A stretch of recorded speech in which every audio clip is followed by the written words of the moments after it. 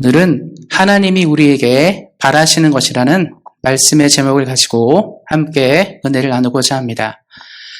최근 이 캐나다 인터넷 커뮤니티에서 어떤 사람이 글을 하나 올렸습니다. 그 글은 전도에 관련된 글이었어요. 하나님께서 예수님이 다시 이 땅에 오실 것이기 때문에 우리가 이것들을 잘 기억하고 회개하고 하나님의 은혜를 받아들여야 된다라는 글이 올랐습니다. 제가 읽어봤는데 글 자체는 문제가 없었습니다. 신학적인 문제도 없었고 정확한 얘기를 하는 것 같다는 생각이 들었습니다. 그런데 시대가 이렇다 보니까 많은 사람들이 거기에 이제 다른 댓글은 교회를 욕하고 쓸데없는 걸 올렸다, 자기가 신앙생활을 하는 것들에 대해서 그 사람의 비난을 많이 하더라고요. 그런 걸 보면서 느낀 것은 그 글을 올리신 사람의 의도는 충분히 알겠어요. 이 사람이 복음을 나누고 싶고 진리가 무엇인지에 대해서 충분히 뭔가를 사람들에게 보여주고 싶었지만 방법이 좋지 못하다는 생각이 들었습니다. 어쩌면 많은 사람들의 삶의 고민은 신앙생활 할 때 가장 큰 고민이 그것이라고 생각해요. 우리가 하나님을 향해서 뭔가를 하고 하나님을 위해서 무언가를 애쓰고 노력하는데 그것이 하나님 입장에서도 좋은 것이고 또 하나님의 영광을 드러내는 일인지에 대해서는 우리도 한번 생각해 볼 필요가 있다고 생각합니다. 그래서 오늘 말씀을 통해서, 미가의 말씀을 통해서 우리 삶이 하나님이 바라시는 것에 대해서 가까워지고 하나님이 우리에게 원하는 것이 무엇인지를 살펴보고 믿음으로 나가는 시간을 가지기를 예수님의 이름으로 소망합니다. 미가는 좀 많이 들어본 적이 없는 말씀일 수도 있고요. 미가 선지자가 소선지자였기 때문에 유명한 선지자는 아니라고 생각합니다. 그런데 그가 갖고 있던 시대의 상황들과 그가 전했던 메시지는 현대를 사는 우리에게도 큰 도전이 되고 우리의 시대와 무관하지 않다는 것을 볼 수 있습니다. 그래, 미가 말씀을 살펴보기 전에 그래서 미가의 시대에 사람들이 어떻게 살았고 어떻게 생각하는지를 한번 말씀을 통해서 보기를 원합니다. 말씀을 쭉 보시면 오늘 말씀에는 이제 내용이 짧게 나와 있지만 앞부분이란 내용들을 조금 살펴보면 미가가 살던 시대는 어떤 시대였냐면 좀 풍요로운 시대였어요. 처음에는. 그가 활동하던 시대에는 나라가 강성해지고 부가 넘쳐나고 뭔가 잘 되는 일이 있다가 북쪽에 이제 아수르라는 큰 민족이 일어나게 되면서 점점 나라가 위태해지는 가운데 있습니다. 좀 요즘 시대에 많은 사람들이 얘기하는 게 뭐냐면 이렇게 얘기를 해요. 풍요롭죠. 물질이 넘쳐나고 먹을 것이 넘쳐나고 삶이 풍요로운데 한편으로는 우리가 종말에 대한 두려움이 있습니다. 이러다 망하는 거 아니야? 이러다 어떤 큰일이 생기는 거 아니야? 이런 생각들은 우리 기독교인뿐만 아니라 세상 사람들도 갖는 생각들입니다. 그래서 세상 사람들이 얘기하는 게 뭐냐면 맨날 얘기하잖아요. 지구 종말이 가까웠다. 환경 문제라든가 여러 상황들을 볼 때 지구가 끝날 위기가 있지 않겠는가 사람 생각도 많이 한다는 것이죠. 미가 시대가 그랬습니다. 풍요로운 것들이 가득하지만 북쪽에 강력한 민족이 나타났고 점점 시대 상황 자체가 이거 어떻게 되는지 모르겠다라는 생각들을 하게 되고 사람들은 여기서 이제 갈팡질팡하게 되는 것이죠. 그런 가운데 이제 미가 시대의 사람들이 신앙을 양상하는 것이 두 가지로 나타나는데요. 첫 번째는 뭐냐면 많은 사람들이 신앙생활할 때 이 6절 말씀에 나와 있는데 이건 그냥 말씀 보시면 되겠는데요. 6절 말씀에 나와 있는데 뭐라고 나와 있냐면 하나님께 제대로 신앙생활하는 건 뭔가 드리는 것이라 생각해요. 내가 하나님께 뭘 가지고 가고 뭘 드리는 것이 중요하지 않을까. 이것을 요즘 시대로 대비해 보면 이 물질 만능 시대에는 사람들이 뭐를 가장 원하냐면 드리는 것이 중요하다 생각합니다. 하나님께 내가 이걸 드리면 좋아하지 않을까? 이렇게 하면 좋아하지 않을까? 그러니까 물질의 문제에 대해서 고민이 굉장히 많은 시대라는 것이죠. 말씀을 딱 보다 보면 이렇게 얘기를 해요. 처음에 이제 얘기한 게 뭐냐면 1년 된 송아지, 천천의 수량, 만만의 강물 이런 게 나오거든요. 귀하고 소중한 것들을 드리는 것이 신앙생활의 전부라고 여겨지는 시대였습니다. 그런데 하나님이 우리에게 원하는 것은 예배를 드리는 것뿐만 아니라 평소의 삶에서도 하나님이 누구신지를 알아가고 말씀에 충만한 인생을 원하는데 이 시대에 이 물질 만능주의 시대 같은 이 시대에 이 당시 사람도 마찬가지고 신앙생활을 어떤 모습으로 했냐면 내가 많은 것을 드리면 좋은 것을 드리면 하나님은 충분히 기뻐하신다 라는 신앙생활들을 하였다는 거죠. 요즘에도 그렇죠. 교회는 점점 부유해지고 많은 부유한 사람들이 신앙생활을 하는데 드리는 것, 하나님께 뭐를 바치는 것에 대해서는 관심이 많은데 어떻게 사는 것에 대해서는 관심이 없다는 것입니다. 그래서 많은 뉴스를 보고 이야기를 보면 기독교인들의 범죄들이 많이 나타나는데 우리가 좀 이해하기 어려운 범죄들이 많이 나타나는 거거든요. 근데 그런 분들이 사실 교회에서는 큰일을 많이 하셔요. 헌금도 많이 하고 봉사도 많이 하고 그런 경우들이 많이 있습니다. 그러니까 신앙과 삶이 분리되는 거죠. 이 물질에만 치중하다 보니까 하나님을 섬기는 방법이 잘못된 거에 나오는 것을 볼 수 있습니다. 또 한 가지는 뭐냐면 두 번째는 이 잘못된 헌신인데요. 이 7절 말씀에도 나와 있는데 뭐라고 나와 있냐면 내가 하나님을 위해서 내 마다들을 드린다. 내가 하나님께 내 허물을 위해서 내 영혼의 죄로 말미암아 내 몸에 열매를 드린다. 이런 표현이 나오는데 이 물질 만능주의 시대가 되고 시대가 혼란해지면 꼭 생기는 게 뭐냐면 이단들이에요. 잘못된 이론들이 교회에 유입되면서 신앙생활을 그렇게 한다는 거죠. 그래서 이 땅에 많은 사람들이 이 위기의 순간에는 이단이 참 많이 나타납니다. 근데 그 이단들이 사람들의 마음을 뺐는데 자신들이 말하는 방향으로 하나님을 섬기라고 얘기하죠. 그러니까 잘못된 헌신을 유도하는 것입니다. 이 땅에도 수많은 이단들이 존재합니다. 근데 그 이단들의 모습에 우리가 가장 많이 나타나는 것은 뭐냐면 본인들은 하나님을 위해 최선을 다한다고 생각해요. 하나님을 향해 뭐든지 다 하는 헌신을 합니다. 그렇지만 그것이 올바르지 않다는 것이죠. 이 말씀에 나온 것처럼 마다들을 드린다는 것은 이 당시 사람들이 생각한 게 뭐냐면 신에게 가장 좋은 것을 드리면 신이 우리에게 응답한다 생각했습니다. 그래서 가나안 신앙인데 그 당시 신앙들의 가장 큰 문제는 위기의 순간에 제일 중요한 게 뭡니까? 사람의 인생에서 사람의 삶에서 가장 소중한 것은 자기 자식이에요, 사실. 근데 그 자기 자식 중에서도 큰아들의 의미는 다릅니다. 성경에서는 큰아들 얘기할 때 기력의 시작이라 얘기를 해요. 가문의 출발을 말하고 내 힘의 시작, 근원이라고 말합니다. 그러니까 큰아들에 대해서는 특별한 의미가 있죠. 그래서 장자에게 성경도 그렇고 아시아 사람도 그렇고 만에 예전에는 뭐 거의 장자에게 모든 걸 물려줬잖아요. 그만큼 의미가 있는 존재인데 하나님을 기쁘게 위해서 내 마다들을 드리겠다. 이게 얼마나 대단한 겁니까? 우리가 볼 때 놀라운 거예요. 신을 향해서 내 아들을 죽여서 드리겠다. 이만큼 대단한 것은 없지만 하나님이 원하시는 제 예배가 아니죠. 하나님은 우리에게 한 번도 아들을 죽여서 딸을 죽여서 예배드리라고 말한 적이 없습니다. 그런데 이 당시에 그런 사람들이 있었다는 거예요. 그러니까 이 시대가 어떻습니까? 하나님께 뭔가를 드리면 된다고 생각하는 사람들이나 잘못된 헌신을 가진 시대로 가득했다는 거죠. 그러니까 미가가 살던 시대는 신앙의 혼란함이 있었어요. 어떻게 하나님을 믿어야 되지? 어떻게 신앙생활 해야지 말할 때 자기들 방식대로 얘기하는 거예요. 돈 많이 드리면 돼. 하나님께 땅 바치면 돼. 이런 사람들이 있었고 한편으로는 헌신을 자기 기준으로 만드는 거죠. 하나님이 원하는 건 생각도 안 하고 아들을 드리면 돼, 뭐 딸을 드리면 돼, 뭐 이렇게 생각했다는 거죠. 이런 시대에 미가가 활동했습니다. 그래서 미가가 이런 시대를 보면서 사람들을 대신해서 하나님께 질문을 해요. 하나님이 우리에게 원하는 게 무엇인지를 그가 질문하게 됩니다. 그래서 말씀에 보면 7절 말씀에 6절 7절 말씀에 질문이 계속 반복이 되거든요. 근데 질문이 뭐냐면 내가 무엇을 가지고 여호와 앞에 나가고 내가 높으신 하나님께 어떻게 경배를 할 것인가? 우리는 어떻게 신앙생활을 해야 될까? 우리가 원하는 믿음생활, 우리가 바라는 믿음생활은 어떤 방향으로 가야 될 것을 질문하는 내용이 나옵니다. 미가가 시대 사람들의 의견과 생각을 반영해서 하나님께 질문해요. 하나님, 내가 어떻게 신앙생활해야 됩니까를 물어본다는 것이죠. 그때 하나님이 우리에게 말하는 것들이 나오게 되는데, 근데 여기서 주목해야 되는 한 가지가 있어요. 이 질문의 핵심을 조금 더 살펴보면, 사실 이 질문은 앞에 제가 설명드린 거와 연결되어 있는데, 이 당시 사람들도 항상 똑같은 게 뭐냐면 이거예요. 지금 질문에도 나왔죠. 무엇을 가지고 해요? 항상 많은 사람들이 하나님이 우리에게 원하는 것은 무엇이라고 생각한다는 거죠. 이 무엇은 물질과 관계된 겁니다. 드리는 거라고 생각해요.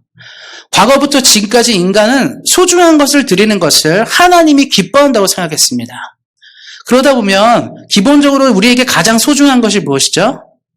돈이에요. 물질입니다. 그러니까 물질을 잘 드리는 사람이 하나님께 잘한다고 생각하는 것들이 시대적 생각인데 이 생각은 지금이나 과거나 다름이 없습니다. 변화가 없어요. 앞으로도 마찬가지일 것입니다. 인류 역사의 가장 중요한 것은 돈이었고 돈 때문에 항상 모든 문제가 생겼죠.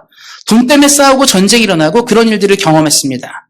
그러니까 이 재정의 문제는 항상 우리에게 가장 중요한 것이고 우리 스스로에게 가장 소중한 것이 무엇입니까? 물어볼 때 대부분 사람들이 선택하는 것은 물질입니다. 왜 그러냐면 우리가 아까도 언급드렸지만 가장 소중한 것 맏아들이라 얘기하지만 요즘 시대 범죄 중에서는요, 돈 때문에 아버지도 죽이고 아들도 죽이고 딸도 죽이고 가족끼리도 서로 죽이는 시대예요. 사람들이 점점 물질에 대해서 목숨을 거는 시대로 점점 변모합니다. 그러니까 이 물질은 과거부터 지금까지 인간에게 가장 큰 이슈이고 화두이죠. 그래서 이 미가도 얘기하는 거예요. 무엇을 가지고? 내가 무엇을 가지고 하나님께 나가겠습니까? 내가 무엇을 가지고 하나님께 드리면 되겠습니까? 이 당시 사람들의 생각이었는데 너무 재밌죠? 요즘 시대에 우리랑 똑같습니다.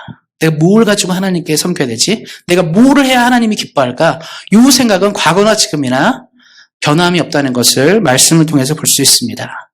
가장 소중하고 가치 있는 것을 물질로 여기는 물질 만능주의를 우리는 살고 있기 때문입니다. 그래서 이제부터 하나님의 대답이 시작됩니다.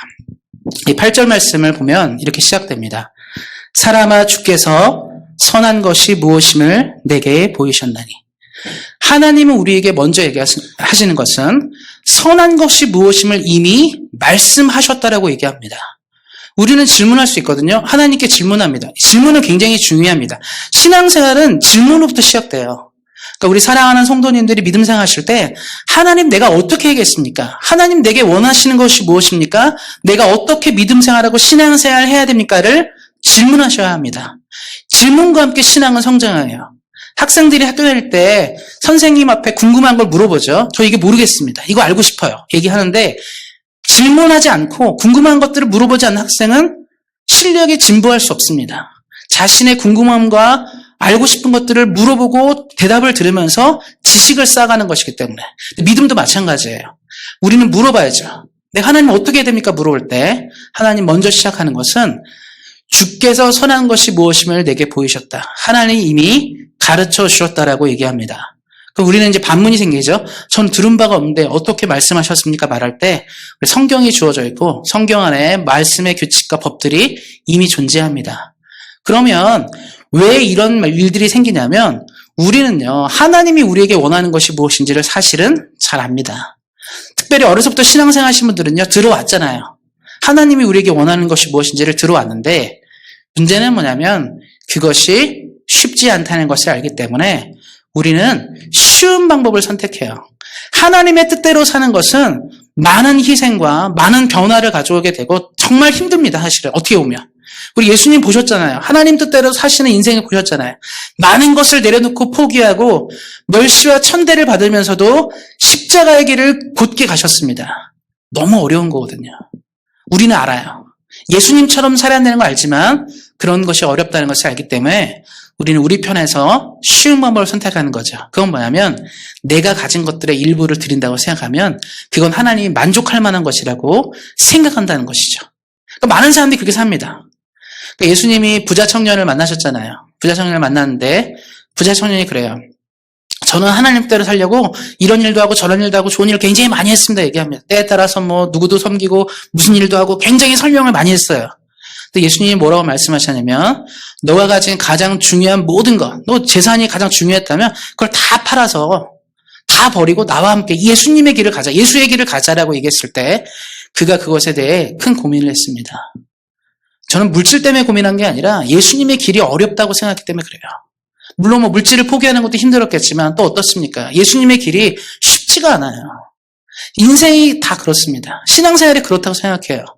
우리가 뭔가를 주님 앞에 하고 나아간다는 것은 뭐 이런 부분이 있기 때문에 우리는 그래서 쉬운 걸 선택하고 싶죠. 내가 갖고 있는 것 중에 일부를 드리거나 내가 할 수 있는 것들을, 그런 방법들을 찾아내는 것입니다. 그래서 미가서 처음에도 그러잖아요. 사람들이 뭐 1년 된 송아지, 뭐 천천의 수양이나 만만의 강물 같은 기름, 이거 할 수 있는 거예요. 이거 하겠다는 거죠. 하나님이 말씀하시는 것은 그것이 아니라고 얘기합니다. 그래서 오늘 말씀에 하나님이 우리 인생에 원하는 세 가지가 나타나는데요. 그것들을 한 번씩 살펴보도록 하겠습니다. 먼저 아모스 5장 24절 말씀인데요. 이 아모스 5장 24절 말씀 제가 한번 읽어드리도록 하겠습니다. 오직 정의를 물같이 공의를 마르지 않는 강같이 흐르게 할지어다. 공의를 행한다, 정의를 행한다는 말이 이제 말씀에 나와 있는데 8절 말씀에 나온 것처럼 정의를 행하다, 공의를 행하다는 말씀은 이 당시 시대의 이 아모스의 선지자가 굉장히 강조하고 외쳤던 말씀입니다. 시대가 정의롭지 못하니까 정의를 얘기하는 거죠. 우리도 요즘에 그러지 않습니까? 정의가 무엇입니까? 우리가 살고 있는 시대에 정의가 너무 없어요. 그러니까 공의가 없고 정의가 없다 보니까 사람들은 불만이 많고 억울합니다. 다 얘기한 거 보면 다 그러잖아요. 뭐 1인 시위를 한다, 무슨 시위를 하면 억울한 거예요. 이거 잘못됐다. 바꿔야 된다. 뭐 뭔가 부정과 부패가 생기면 사람들이 들고 일어나는 건 뭐냐면 정의롭지 못하다는 거예요. 그럼 이 지구상에 인간이 존재하는 땅 중에 정의로운 나라는 어디입니까? 정의로운 것은 어디입니까? 물어볼 때 우리가 쉽게 대답할 수 있는 나라가 없어요, 사실은. 모든 나라의 모든 시민들은 동일하게 얘기합니다. 정의는 없다고 얘기를 해요. 아모스 선지자가 그래서 그 시대도 마찬가지로 얘기하는 거죠. 정의를 물같이, 공의를 마르지 않는 강같이 흐르게 하라. 하나님이 원하는 것은 정의로운 것, 정의로운 삶을 원한다는 거죠. 근데 이게 사실은 좀 위정자, 높으신 분들에 대한 얘기거든요. 뭐 그분들이 사법정의도 해야 되고 뭐 시대 뭐 경제정의도 만들어야 다 하는데 그럼 우리는 어떻게 살아야 됩니까? 우리 평범하잖아요. 우리가 뭐 나라를 바꿀 수 있는 존재도 아니고 도시를 바꿀 수 있는 존재도 아니고 그리고 우리는 일개 소시민입니다. 그럼 우리에게 정의는 무엇입니까? 제가 이제 이 말씀을 생각하면서 고민을 참 많이 했는데 우리 안에 우리 보통 사람들의 정의는 험담하거나 상대를 비방하는 것들을 멈추는 것이 정의라 생각합니다. 사실 정의의 문제가 가장 큰 것은 우리가 상대를 비방하고 상대를 쓰러뜨리려고 거짓을 내는 것이고 그 거짓은 정의를 깨어지게 하는 것이죠.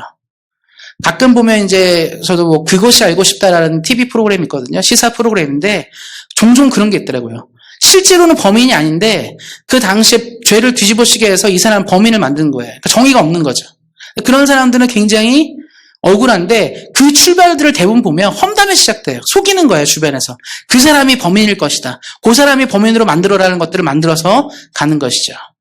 그래서 우리 사랑하는 성도님들은 정의를 이루시기 위해서 먼저 우리 입을 단속해야 됩니다. 내가 들은 것, 정확한 것이 아니면 말하면 안 돼요. 근데 우리가 자꾸 소문을 만들고 이야기를 만들어서 정의를 깨는 일들을 하게 되는 거죠. 사실 인간관계가 벌어지게 되는 것은 다른 게 아닙니다.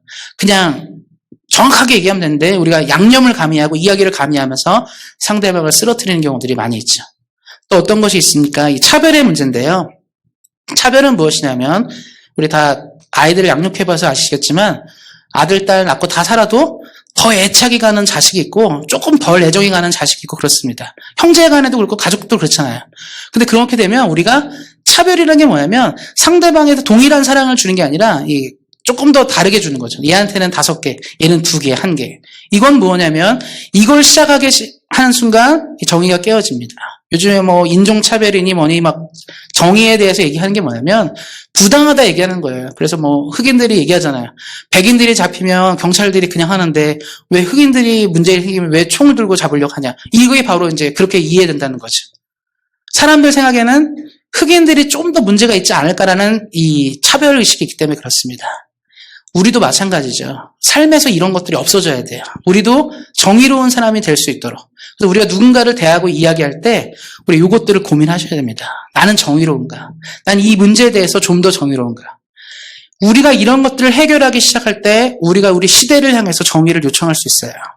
나는 정의롭지 않은데 위에는 정의롭지 않으니까 당신들이 문제라 말하는 것이 아니라 나 먼저 내 삶의 정의를 만들어갈 수 있어야 됩니다. 아모스 선지자가 외치는 것은 단지 정치 지도자, 종교 지도자들에게만 하는 것이 아닙니다. 시대를 사는 사람에게 장사를 할 때도 정직하게, 공부를 할 때도 정직하게, 인간관계의 모든 관계에서 정의를 이루라고 얘기하고 있습니다. 우리 사랑하는 온세상교회 모든 성도님들이 하나님 앞에서 이러한 정의를 이루시기를 예수님의 이름으로 축원드립니다. 정의를 이루는 인생만이 하나님의 뜻을 온전히 이룰 수 있기 때문입니다. 그리고 그 다음에 말씀은 이제 인자를 사랑한다는 얘기가 나오는데요. 호세아 6장 6절 말씀인데요. 호세아 6장 6절 말씀 제가 한번 읽도록 하겠습니다. 나는 인애를 원하고 제사를 원하지 아니하며 번제보다 하나님 아는 것을 원하노라. 여기서 이제 인자를 사랑한다는 것은 사람을 얘기하는 것이 아니라 이 인자는 바로 자비를 얘기하고요. 이 히브리어 원문 번역은 헤세드입니다. 헤세드는 견고하고 변하지 않는 아주 견고한 사랑, 언약적 사랑을 얘기하는 것이죠. 그러니까 하나님이 우리에게 원하고 요청하는 것은 바로 인애를 원한다고 얘기하는데 이게 참 어려운 문제입니다. 사실은 인간의 역사에서는요, 늘 강조되는 한 가지가 사랑입니다. 우리는 사랑 때문에 모든 일이 생겨요. 처음부터 끝까지 사랑입니다. 그래서 우리는 사랑이 중요한 것을 알고 있고 사랑에 대해서 많이 얘기합니다. 대중음악들이라든가 뭐 음악 보면 사랑 없이 노래 못 만들잖아요. 다 사랑에 대한 것이고 뭐 영화 드라마도 다 사랑이고 사랑이 우리 인생에 굉장히 중요하다는 것을 우리는 압니다. 그런데 인간이 가진 사랑은요, 이게 하나님이 말하는 언약적 사랑과 달리 인간이 말하는 사랑은 항상 어떤 문제가 있냐면 이기적이에요. 개인적입니다. 내가 원하고 좋아하고 바라는 내 입장에서의 사랑이죠. 그래서 한계가 설정된 것입니다. 한계가 설정된 사랑은 온전한 사랑을 이룰 수 없게 되죠. 이 당시의 시대의 가장 큰 문제는 사랑은 있는데 내 자신을 향한 사랑이 가득한 시대이다 보니까 누구를 배려하고 이해하고 품는 것이 없는 것이죠. 그래서 예수님이 하나님이 우리에게 말하는 인애를 원한다는 것은 하나님처럼 사랑하라고 말씀하시는 거예요. 하나님처럼 사랑하는 게 무엇이냐? 하나님의 언약적 사랑은 불변합니다. 우리가 죄를 짓고 문제가 있을 때도 끝까지 참고 기다리며 우리를 구원해내는 것이 바로 하나님의 사랑이죠. 이 사랑이 예수를 믿는 삶 가운데 있어야 합니다. 예수님이 이 시대를 살면서 많은 사람에게 늘 강조하고 말씀하신 건 뭐냐면 하나님을 사랑하고 이웃을 사랑함에 완전함을 보이라는 것입니다. 많은 사람들이 사랑을 할 때 이웃사랑에 대해서 문제가 많이 있어요. 하나님을 사랑하는 것 같은데 서로를 사랑하고 배려하고 이해하는 것들에 대해서 많은 문제를 갖다는 것을 보게 됩니다. 하나님은 우리에게 변하지 않는 사랑을 요청해요. 나는 이 사람을 예전에는 사랑했는데 지금은 사랑하지 않아. 나는 이 사람을 예전에는 굉장히 아꼈는데 지금은 이게 우리거든요. 변해요, 사람은. 그런데 하나님이 우리에게 원하는 것은 변하지 않는 사랑을 말합니다. 이 당시에 많은 사람들이 어떻게 사랑했냐면 자기 필요에 의해 사랑하고 사람을 버리고 뭐 이런 시대 가운데 있었던 것 같습니다. 그래서 호세아 6장 6절을 보면 이렇게 인애를 얘기하는데 호세아의 이야기가 그거거든요. 호세아가 디블라임의 딸 고멜, 당시 보면 뭐 창녀라고 얘기하는데 이 사람을 아내로 맞이들여서 끝까지 사랑해요. 이 여자가 집안을 나가고 가출을 하고 가정을 버리고 아이를 포기하고 그런 삶을 살아도 계속적으로 호세아는 이 여인을 자신의 부인으로 삼고 끝까지 포기하지 않습니다. 그러면서 하나님이 시대를 향해서 말하는 것은 나는 너희를 이렇게 사랑해. 나는 너네들을 예수를 믿는 하나님을 믿는 백성들을 이렇게 사랑하는데 너희는 너희 형제 자매 주변 이웃들을 향해서 그 정도의 사랑을 할 수 있어야 된다고 말씀하시는데 우리는 그렇지 않다는 것이죠. 그래서 하나님이 우리에게 정말 원하는 것은 많은 헌금, 많은 것을 드리는 것만큼 더 중요한 것은 바로 이 인애입니다. 우리 주변의 사람들을 품고 사랑하고 이해하고 안도갈 수 있는 큰 사랑을 하나님은 우리에게 원하십니다. 그래서 우리 사랑하는 성도님들이 주 안에서 이러한 사랑을 이루시기를 예수님의 이름으로 축원드립니다. 그리고 또 한 가지는 이제 겸손히 내 하나님과 함께 행하는 것이라 얘기하고 있습니다. 요즘 우리가 사는 시대는 과시의 시대예요. 내가 얼마나 대단한지를 설명해야 합니다. 우리는 회사를 들어가거나 취직할 때 자기소개서를 쓰거든요. 자기소개서에는 내가 무엇을 할 수 있는지를 써요. 나는 이거 감당할 수 있고 어떤 능력이 있는지를 설명합니다. 사람들이 나를 선발하고 뽑을 수 있도록 내가 가진 것들을 다 쓰는 것이죠. 저도 그래서 여기 처음에 캐나다 와서 여러 군데 이제 지원서를 쓸 때 커버레터 작성을 하잖아요. 거기에 보면 저는 이런 것도 할 수 있고 이런 경험도 있고 이런 일들을 했습니다를 꼭 기록하는데 그거에 의해서 이 선발하는 사람이 감동을 받으면 선발이 되는 것이죠. 우리 그래서 요즘 시대는 자기 PR의 시대입니다. 그래서 한국도 그렇고 여기도 그런 것 같아요. 젊은 사람들은 자기 기준을 높이려고 애를 씁니다. 얼마 정도 스펙이라고 말하는데 학습 능력, 여러 가지 어학 능력, 자기가 사회생활 가운데 어떤 일을 했는지를 만들어내는 거죠. 내가 강조되는 시대이기 때문에 내가 굉장히 중요합니다. 요즘 시대는 그래서 겸손하게 산다, 겸손한다는 것을 어떻게 보면 요즘 시대는 폐를 끼치는 걸로 많이 이해하더라고요. 그거 겸손하지 말고 할 수 있다고 얘기해. 자랑해야지. 잘났다고 말해야 쓰여지는 시대입니다. 그런데 성경에서 지금 말씀하신 하나님은 겸손하게 살라고 얘기를 해요. 어떻게 보면 우리 시대와 좀 반대 얘기입니다. 요즘 시대에 겸손이란 말 잘 안 쓰는 것 같아요. 충분히 나를 나타내라고 말하지만 하나님은 우리에게 겸손을 말합니다. 그럼 이게 무엇을 말하는 거냐? 겸손에 대해서 우리가 한번 생각해 봐야 되는데 우리가 아무리 잘나고 대단해도 우리가 왕을 만나거나 우리가 총리를 만나거나 대통령을 만날 때 우리가 걸음을 앞서가지 않아요. 항상 그 뒤에 가거나 그분에 맞춰서 갑니다. 훌륭하고 위대한 사람 앞에 우리가 먼저 앞서가지 않은 것은 그 사람을 존중해 준다는 의미입니다. 그러니까 겸손하게 하나님과 함께 간다는 것은 하나님보다 앞서지 않게 간다는 것이에요. 하나님보다 앞서지 않게 가는 것을 겸손이라 말합니다. 그러면 하나님을 앞서지 않는다가 무슨 말입니까? 항상 우리가 신앙생활 할 때 내 중심으로 생각하게 돼 있어요. 내가 가진 생각, 내가 가진 마음들, 내가 가진 고민들이 옳다고 여기는 경향들이 있고 그대로 신앙생활하는 경우들이 있습니다. 그래서 예수님을 믿는 사람은 내가 어떤 선택과 판단을 하기 전에 먼저 하나님이 내게 원하는 것이 무엇인지를 볼 수 있어야 합니다. 요즘에 제가 이제 새벽에 잠언을 많이 설교하고 있는데요. 잠언 말씀에 많이 나오는 게 뭐냐면 사람이 어떤 것을 계획하고 어떤 생각을 갖든지 그 발걸음은 누구 손 안에 있다? 하나님의 손 안에 있다 말합니다. 그러니까 잠언을 읽다 보면서 제가 많이 느끼는 것은 하나님을 앞서는 인생은 성공할 수 없겠구나를 많이 만납니다. 또 그렇게 느끼고요. 실제로 또 신앙생활 안에서 하나님을 앞서서 성공한 인생이 거의 없어요. 그래서 우리는 신앙생활할 때 하나님보다 앞서지 않기 위해서 늘 하나님이 어떻게 가셨는지를 질문해야 됩니다. 여호수아는 이제 성경에서 성공의 책이라 부르는 책인데요. 여호수아가 전쟁을 하면서 수많은 가나안 민족을 물리치고 모세가 꿈꿨던 그 꿈을 가나안 땅에서 완전히 이루었습니다. 그러니까 모세가 꿈꿨던 가나안 정복과 이런 것들을 이 여호수아가 감당했죠. 수많은 전쟁과 전투 속에 그가 큰 승리를 하는데 우리가 여호수아 말씀을 보면 여호수아가 몇 가지 실수를 하게 되는 장면들이 있는데 그 중에 이제 한 장면이 아이성의 전투에서 패배하는 장면이 나옵니다. 여리고 성 전투에서 승리하고 아이에서 패배하는 장면이 나오는데 그 아이성에 패배하는 장면의 이유가 뭐냐면 여호수아 그전에는요. 자기가 부족하다는 걸 알았어요. 내가 너무 부족한 사람이다. 하나님을 섬기기에 하나님의 꿈을 이루기에는 내 그릇이 너무 작다는 걸 알았습니다.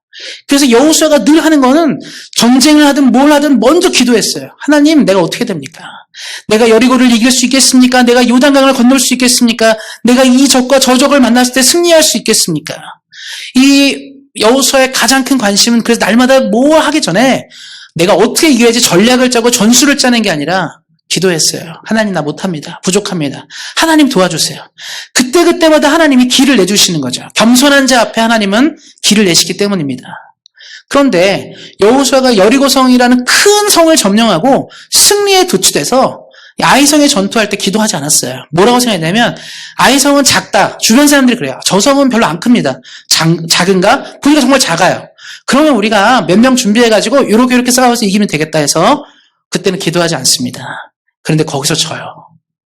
하나님은 하나님의 사람이 겸손하게 하나님보다 한 걸음을 더 나가기를 원하지 않습니다. 하나님이 먼저 가서 정리하기를 원하시는 거죠. 그런데 여호수아가 그러지 않으니까 결국 그 전투에서 패하게 되었습니다. 우리 사랑하는 성도님들이 이걸 기억하셔야 돼요. 하나님이 우리에게 원하는 것은 하나님보다 2발, 3발 먼저 가기 원하지 않으세요. 하나님이 먼저 길을 트시고 우리는 그 길을 따라가기를 원하십니다. 모세가 홍해를 가르칠 때 하나님이 가르쳤잖아요.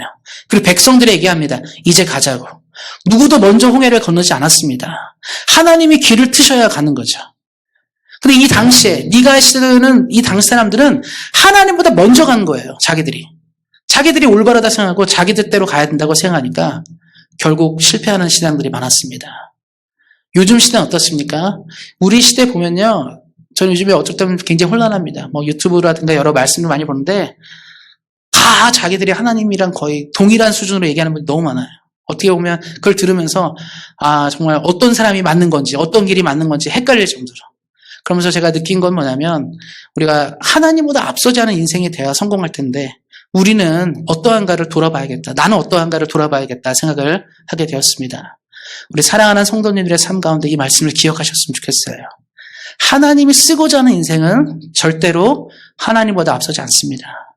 하나님과 함께 가는 거죠. 그럼 가장 좋은 모델이 누구냐면 예수님 생각하시면 돼요.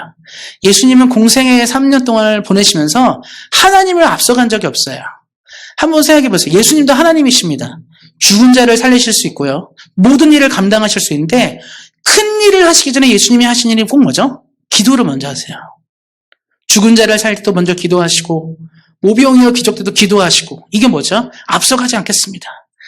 지금 아버지께서 지금 이 순간 기적을 원하시는지 하나님이 원하시는 뜻이 여기인지 하나님의 영광이 나타난지를 먼저 점검하시고 기도하고 그 일을 하셨어요.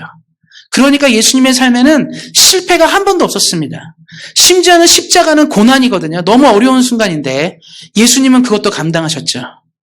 예수님의 인생에 하시기로 결정한 가지가 뭐냐면 나는 주연이 되지 않겠다. 하나님만 오직 주연이 되고 나는 조연이 되는 인생이 되기를 결정하신 겁니다. 그렇기 때문에 예수님의 인생을 통해 하나님 영광 받으시고 또 우리는 예수님의 놀라운 일들과 예수님이 하신 모든 일들을 기억하면서 우리가 지금 예수님을 높이고 있는 거 아니겠습니까? 우리 사랑하는 성도님들 그거 기억하셨으면 좋겠습니다. 우리는 하나님을 앞서지 않는 사람으로 하나님보다 더 앞으로 가지 않는 인생이 되어서 하나님만을 빛나게 하는 예수님을 빛나게 하는 인생 되시기를 예수님의 이름으로 축원드립니다. 말씀을 맺고자 합니다. 제가 처음에도 말했지만 신앙생활의 가장 어려운 것은 바로 착각이에요. 한국의 아버지들, 어른들이 가장 많이 하는 착각은 뭐냐면 아버지들이 진짜 열심히 사세요. 한국 어른들은. 남편들이 뼈가 부서지고 살이 녹을 정도로 열심히 살아서 아내와 자녀들을 위해 열심히 일했습니다. 그래서 열심히 돈을 벌고 최대한 갖고 열심히 살아요. 정말 몸이 부서지도록 사는데 항상 마음이 답답하고 아픈 건 뭐냐면 아내도 자녀들도 그 마음을 몰라주는 거예요. 아버지가 이렇게 수고하고 애쓰고 돌아왔는데 맨날 보면 아버지랑은 대화도 안 하고 얘기도 안 하고 그럼 부모들은 마음이 어떻습니까? 아버지 마음이 속상한 거거든요. 왜냐하면 내가 얘네들을 위해 열심히 산 거지 나를 위해 열심히 산 게 아니잖아요. 가족을 위해 열심히 살았는데 가족들이 딱 보면 뭐 아버지는 뭐 정이 없다, 말이 없다, 뭐 아버지는 왜 그러나 이런 얘기를 많이 듣는 건데 그때 이제 아버지들이 상처를 받고 상심하게 되는 것이죠. 그래서 한번 생각해 봤어요. 왜 이런 일이 생길까? 아버지가 착각하는 한 가지가 있는 거죠. 가족들이 바라는 게 내가 벌어다 주는 돈이라고 생각한 거예요. 그러니까 분골쇄신해서 열심히 살았지만 이 동의가 안 되는 거죠. 사실 가족들은 어쩔 때 보면 주말 되면 엄마 아빠랑 같이 소풍도 가고 아이들은 같이 아빠랑 노는 것도 하고 뭐도 하고 이거 원하거든요. 밥도 같이 사 먹고 같이 얘기도 하고 이거 원하는데 아버지는 무슨 생각이 냐면 얘가 더 행복하게 살기 위해서 돈을 많이 벌어다 주면 돼. 이 생각만 하니까 결국 어떻습니까? 이 벌어지는 거예요. 제가 한국에서 사역할 때 많이 봤습니다. 애들이 아버지를 너무 싫어해요. 근데 딱 보면 아버지가 사준 돈으로 멋있는 메이커 옷 입고 신발 신고 좋은 학원 다니고 아버지가 준 걸로 다 살거든요. 근데도 맨날 말하면 아버지는 너무 아니라고. 엄마가 해준 거 하나도 없는데 사실은. 우리가 어떤 생각이 듭니까? 이게 착각이에요. 그러니까. 저는 그래서 우리 사랑하는 성도님 기억하셨으면 좋겠어요. 열심히 사는 아버지 참 좋지만 아버지가 먼저 봐야 되는 게 뭐죠? 진짜 우리 아들이, 우리 딸이, 우리 아내가 원하는 게 뭔지를 발견했다면 그거에 맞춰서 살 것 같아요.